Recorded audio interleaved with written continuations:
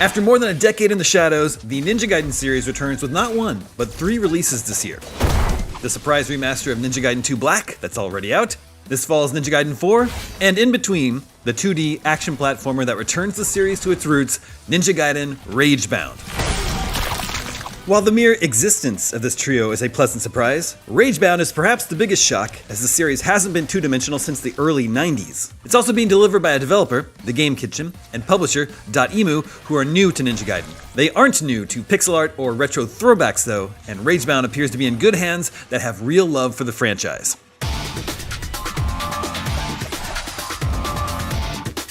If you know The Game Kitchen's Blasphemous series, you'll know they produce some of the best looking pixel art today. Even though the Ragebound reveal trailer featured a lot of hand-drawn animation, everything I saw during my playtime was pixel art, from the title screen to cutscenes. I love the sense of depth they create in a scene like this forest area, with layers of parallax scrolling, while fireflies drift about in the foreground, unconcerned with all the bloodshed happening right in front of them. Speaking of bloodshed, defeated enemies provide a satisfying splatter of pixelated red spray. Some bad guys even have multiple death animations. I also appreciate how, while some enemy corpses will fly off screen or just burst into goo, others remain littered in your wake. Your own blood will occasionally spill on the background. For its part, meanwhile, Dotemu published TMNT Shredder's Revenge, Streets of Rage 4, Metal Slug Tactics, and the upcoming Marvel Cosmic Invasion. This is a team with a track record of reviving dormant game franchises and reinvigorating them with fresh ideas and often dazzling art. That seems to be the case again with Ninja Gaiden Ragebound. It looks like a supercharged 16-bit version of the NES trilogy and adds some gnarly new ninja tricks. One is the guillotine boost, which lets you bounce off enemies and projectiles with a spin attack. Not only will it deal damage, it extends your time in the air and therefore will help you cross wide areas with no ground beneath your feet. Game Kitchen has prepared many platforming challenges for you around this technique. You'll notice certain enemies have a glowing aura around them. These you can slash to load your hypercharge attack, which decimates large foes and obstacles with one hit. Hypercharges can be chained together if there are multiple glowing enemies nearby, so in many instances, there's a preferable order in which bad guys should be defeated, adding one more layer for you to think about. Just to be clear, Ragebound is a level-based action game, not a Metroidvania. You make your way through each area slashing enemies, platforming, and fighting a boss at the end, like this large demon bat thing. Mercifully, checkpoints will prevent you from being sent back to the beginning should you be overcome.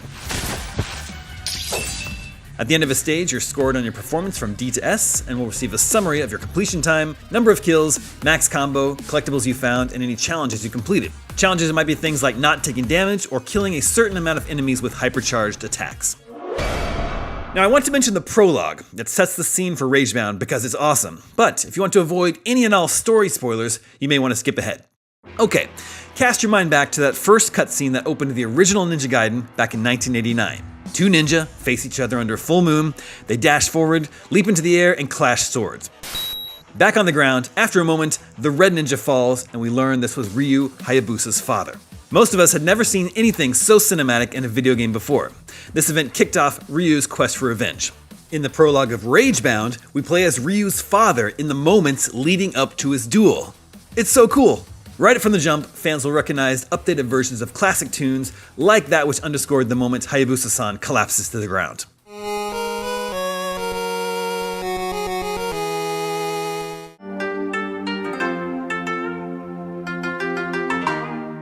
When word gets back to Ryu of what happened to his father, he leaves for America and all the events we witnessed in Ninja Gaiden 1 through 3.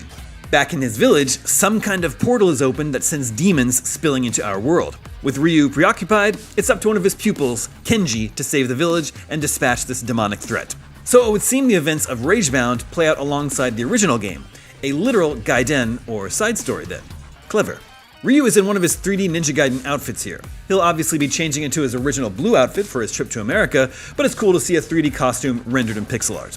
Many gamers who came up in the 80s and early 90s still have PTSD from those damn birds that first appeared in level 3-1 of the original Ninja Gaiden. They're kind of an annoying combination of the Medusa heads and Fleamen from Castlevania. My friends, I regret to inform you, the buzzards are back. Thankfully, they still take just one hit and seem to be more manageable here, at least in the early stages. One of the most interesting new additions to the classic Ninja Gaiden formula is Kumori, a demoness who will become your companion and has some useful tricks of her own. If you happen upon a demon altar, Kumori can commune with it and switch to the dark world, where hidden demonic entities are revealed and can be used to navigate environments and open whatever was blocking Kenji's path. This isn't a cooperative game though, so Kenji will remain trapped in the altar while Kumori is gallivanting about Demon Town. She also has special attacks that can help Kenji in combat. I already encountered some really cool enemies in my short playtime, like this Cyclops that spits giant eyeballs from its gut. I like the way it dissolves into a skeleton too. In a nice touch, clever moment to break up the action, like when a demon leaps out at you but is eaten by a dragon snake thing that comes out of nowhere. These are eye candy moments that could just be amusing, or they might introduce a monster you'll run into later on. I think old school Ninja Gaiden fans are bound to enjoy this return to form. Ragebound has great pixel art, fast-paced platforming action, and new ideas that elevate the source material. I'm looking forward to learning more about Kumori and seeing how her relationship with Kenji develops. From what I've played so far, this seems like another winning combination of beloved but neglected IP with passionate indie devs. Ninja Gaiden Ragebound is out this summer. For more on Ninja Gaiden, don't miss our review of Ninja Gaiden 2 Black and the announcement trailer for Ninja Gaiden 4. And for everything else in the world of video games, wall run over to IGN.